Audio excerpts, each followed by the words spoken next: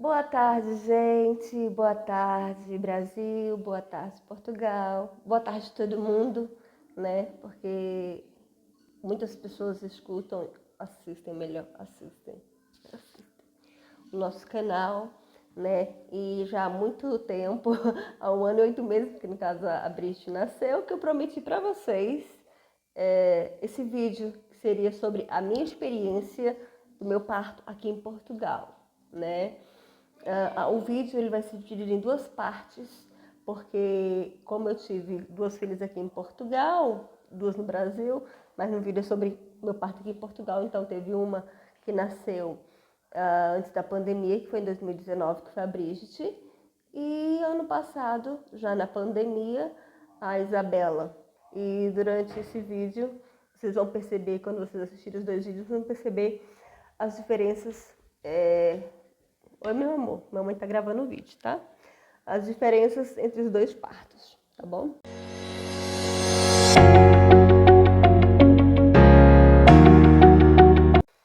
Então, primeiro eu cheguei aqui em Portugal, eu já estava com 6 meses, né? Os nossos planos era de a gente ter nossa filha aqui em Portugal. E só que a situação é o seguinte: meu marido ele tem dupla nacionalidade, só que o documento dele só ficou pronto aqui em Portugal. Então nós íamos para cá para agilizar a documentação dele. Consecutivamente, nós não tínhamos documento. E no caso, você consegue ter atendimento no posto de saúde, no hospital. Caso você não tenha a documentação, você pode ser atendida com o PB4, que o Gabriel já falou no vídeo sobre isso, né? E com o PB4, eu fui procurar atendimento para começar meu pré-natal aqui em Portugal. Só que mesmo assim eu tive algumas dificuldades, mandaram aguardar essa chamada, iriam me ligar e marcar. Só que depois de acho que umas 3 semanas, eu não me recordo, acho que eu já estava perto de 7 meses, eu tive crise de lúpus. Para quem não sabe, eu tenho lúpus que eu descobri desde os 15, 16 anos, né? E o lúpus já ele está em remissão há bastante tempo, só que as minhas crises elas não são tão fortes como tem muitos casos. E só que as minhas crises ela vai mais pro lado da púrpura, para quem tem lúpus sabe, né? Minhas pernas ficavam inchadas, doíam muito, e nesse dia elas incharam de uma forma que eu não conseguia andar, dói bastante, e até que eu fui ter no hospital, né? E quando os médicos viram, eu expliquei toda a minha situação e eles disseram: não, a gente precisa já começar o seu pré-natal, que já está bastante adiantado a sua gravidez, e com o lúpus assim não é tão seguro. Então ali mesmo já me encaminharam para ginecologista obstétrica, né? E ela marcou para mim já alguns exames. Aqui uma coisa interessante, que nos hospitais, não durante o pré-natal. Durante o pré-natal você vai ter as suas consultas no posto de saúde, né? Mas no caso, como eu fui atendida no hospital da Póvoa de Varzim, que é onde nós morávamos, para quem não sabe, fica ali na zona de Porto. Então, fui atendida no hospital e ali mesmo, durante a consulta com uma médica, ela fez ultrassom, porque tem ali na sala dela, tem todo equipamento, né? E então, ela viu que o bebê estava tudo bem, graças a Deus, mas ela fez todos os exames possíveis que eu pudesse precisar para iniciar meu pré-natal aqui em Portugal, porque infelizmente eu não consegui trazer meus exames.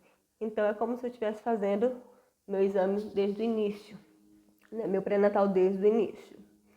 E ela marcou já consulta, já para 2 semanas após aquela consulta que eu estava tendo com ela, só que diretamente com a minha médica de família, que seria a minha médica que iria me atender até o dia do meu parto.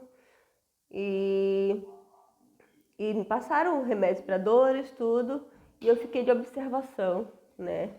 E o meu atendimento foi bem rápido. apesar de que, dependendo da situação, você pode ser atendido rápido ou não, né? No meu caso, eu fiquei assim, até feliz porque eu fui atendida rápido porque eu estava sentindo dores, eu era grávida, então eu tinha prioridade, né? Então, fui atendida rápida, fiz exames, fiz tudo.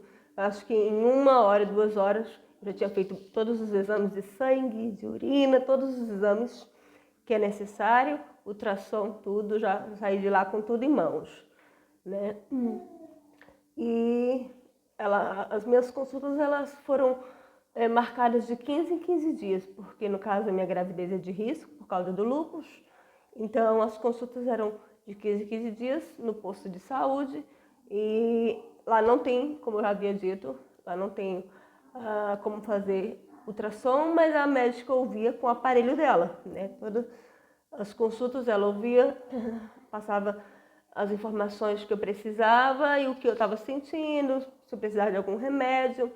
E todas as consultas, infelizmente, eu estava com as plaquetas baixas, estava com muita anemia profunda, que eu acho que com 8 meses eu precisei tomar sangue, né? Porque ela havia me passado vitaminas, havia me passado ferro e não estava adiantando. Então eu precisei tomar ferro na veia, ou melhor, desculpa, não, ferro mesmo.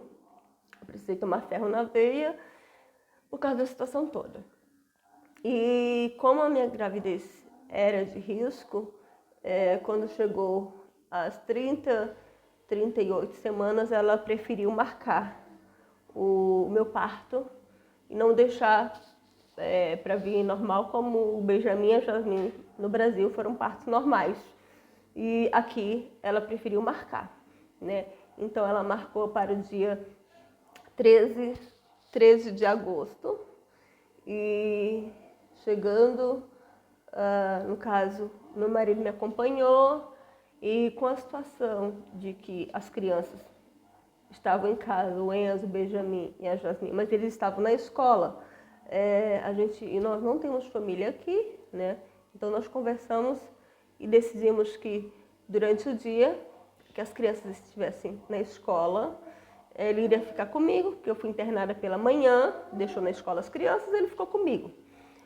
E depois eu vou estar mostrando para vocês algumas fotos do hospital, como foi meu parto. Eu não tirei muitas fotos, né? Porque a gente naquele momento, mesmo com a situação de anestesia, a gente não se preocupa muito com isso. Mas a questão é que nós deixamos as crianças na escola e eu fui internada. O Gabriel passou o dia, quando chegou o momento, ele precisou também para casa descansar e ele voltou na parte da tarde.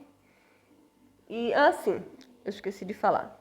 Quando eu fui internada, aqui em Portugal você tem a opção de querer ter anestesia ou não, diferente do Brasil. O hospital que eu tive meus filhos no Brasil foi em Florianópolis. Lá é um hospital especializado em parto humanizado, que é o hospital universitário. Lá você assina a papelada toda dizendo que você não vai querer remédio nenhum, você não vai querer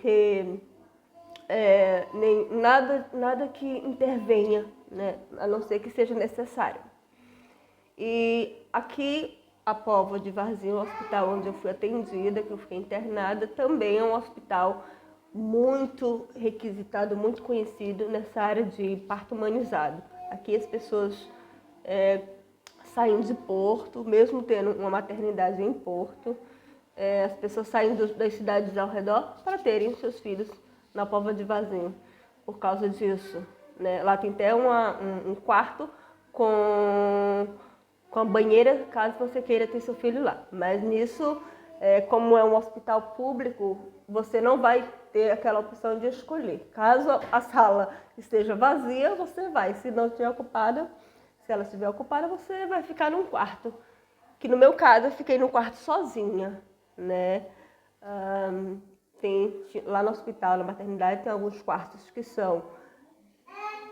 Você pode ter outra pessoa no seu quarto, mas eu tive essa opção de conseguir um quarto sozinha.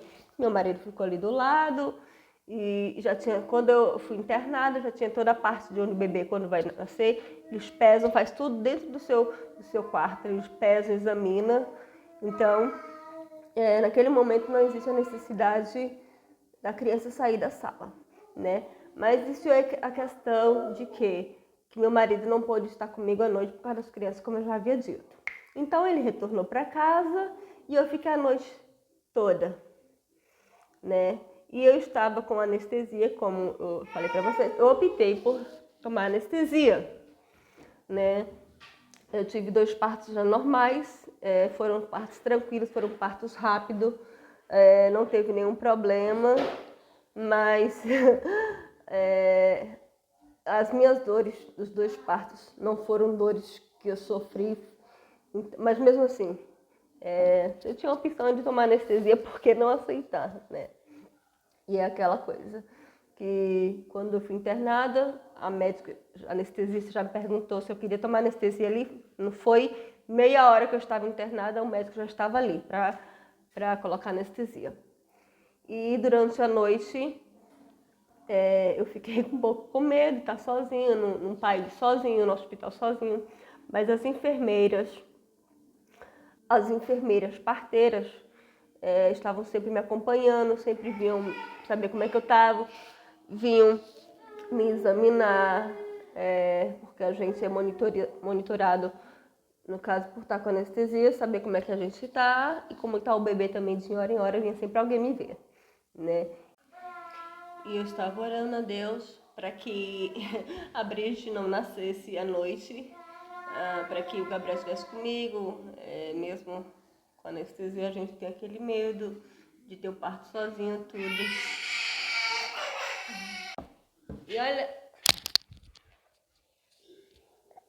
E olhem quem vai continuar aqui com a gente, a Isabela, né? Eu tava chorando, acordou. Então, gente, e eu tava orando para que a Brigitte esperasse um pouco mais a hora de nascer, esperasse o dia amanhecer, para que o Gabriel chegasse, né? E foi, graças a Deus, o que aconteceu. Deu 6 e pouco, as enfermeiras vieram me examinar e eu já estava com 10, já estava já com os 10 centímetros, já estava já pronta para bebê nascer, né? Eu mandei mensagem para ele e ele se apressou. As crianças sempre entravam na escola às 8h30. Ele chegou na escola, na creche do Benjamin e da Jasmine. A creche fica em frente ao hospital e ele estava na porta esperando a diretora, explicou a situação toda. Elas não tem problema, ela recebeu as crianças, a escola nem tinha sido aberta ainda, mas ela recebeu as crianças, deixou eles na escola e foi até mim. Isso já era 7h30, né? Teve que arrumar a criança toda até chegar o momento. Chegando no hospital, ele as enfermeiras já estavam organizando tudo e eu peguei uma enfermeira maravilhosa, né, uma parteira, porque aqui quem faz os partos, no meu caso, foi a enfermeira parteira. A médica, vai ter a médica pediatra para examinar o bebê assim que nasce, né, mas quem faz o seu parto é a enfermeira parteira, no caso, né. E ela perguntou para mim qual seria o tipo de parto que eu queria, se eu queria ficar deitada, sentada, que eu tinha essa opção de escolher. E como os meus 2 filhos, eu tive, o Benjamin tive de cócora e a Jasmine eu tive sentado na cama, e meio sentada, meio de cócora também, né? Então eu tive a opção de também ter de cócoras, porque essa é uma das posições mais fáceis de ter bebê, segundo as minhas pesquisas, segundo os médicos. E ela começou a preparar, tinha um banquinho, ela ficou com um banquinho atrás de mim, ou melhor, desculpa, na minha frente. O Gabriel ficou atrás de mim, me segurando, e ela começou a me auxiliar, dizendo o momento de eu fazer força, né? Porque eu estava com anestesia, eu estava sentindo, mas você não sente a dor igual quando você está sem tomar nenhum remédio, né? Mas você consegue fazer força sim. E ela estava me direcionando porque eu já tinha dito para ela que no meus 2 partos, pós-parto foram difíceis porque tive lacerações. E ela disse, não tem problema que a gente vai te acompanhar, a gente vai te dizer o momento que é para você fazer força. E ela foi me auxiliando tudo. Acho que com 3 ou 4 vezes que eu fiz força, a Brigitte nasceu, né? Eu gostei muito da minha enfermeira parteira, até tirou foto com a Brigitte. Eu não tive nenhuma laceração, porque tive a ajuda dela. E foi um parto muito bom, né? Aí depois que tive o parto, a própria enfermeira, porque a gente precisa depois tirar, ela tem ajuda para sair a bolsa, é bolsa que fala, onde fica o bebê, né, que sai depois que o bebê nasce. E ela que fez todo o acompanhamento, e chega a médica pediatra para examinar a Brigitte, ali mesmo, do lado, né? O Gabriel acompanhando, ali do lado, e eu sendo atendida pela própria enfermeira que fez meu parto. E após ali, 1 hora, 2 horas depois, eu fui transferida para a sala de pós-parto, em outra ala, e fiquei. Ela nasceu no dia 14 de agosto, que foi um dia antes do meu aniversário, né? E eu fiquei internada até o dia seguinte. Era para eu ficar mais um dia, mas eu pedi a médica para me liberar, porque eu preferia passar meu aniversário e com a minha família, né? Com eles. E outra coisa que eu esqueci de falar para vocês, durante a noite que eu estava sozinha, eu comecei a ter febres, né? Tive febre à noite e as médicas perceberam que os batimentos da Bri estavam um pouco mais acelerados, mas elas acharam que não tinha necessidade de fazer um parto prematuro, ou melhor, um parto cesáreo naquele momento, né? Que elas poderiam aguardar mais. Elas começaram a me acompanhar mais próximo das horas. Elas antes estavam de hora em hora, então elas vinham 15 minutos, e até porque quando o batimento da bebê ela aumenta, a máquina apita. Então, sempre que apitava, elas vinham, olhavam, não, tá tudo bem, o batimento é normal. Então, eu tive febre a noite toda, e eu acho que foi a questão de estar sozinha, aquele medo de não ter ninguém, então afetou um pouco. E por causa disso, a Brigitte, ela precisou ser acompanhada até os 6 meses, né, pelo médico cardiologista, para saber se teve algum problema, porque por causa disso descobriram que o lúpus estava ativo durante aquele momento que estava tendo um bebê, e ela poderia vir a ter o lúpus neonatal, né? Mas graças a Deus, hoje ela está com 1 ano e 8 meses, ela está dormindo agora, né? E não teve nenhum problema. E esse foi a minha experiência aqui em Portugal, no parto antes da pandemia, né? O parto da Isabela na pandemia, que ela nasceu em setembro do ano seguinte, foi diferente. Mas vocês vão ver isso no próximo vídeo, tá bem? Então não perca os próximos vídeos. Gente, não esqueçam, tá bem? Comentem, me digam o que vocês acharam do vídeo, curtam, compartilhem, deixe a experiência, deixem o que vocês acharam. E gente, não esqueçam, comentem, compartilhem o vídeo e se inscrevam, né? Principalmente se inscrevam no nosso canal para continuar assistindo mais vídeos da gente. Já vai, Lili. E é isso, gente. Até a próxima. Tchau.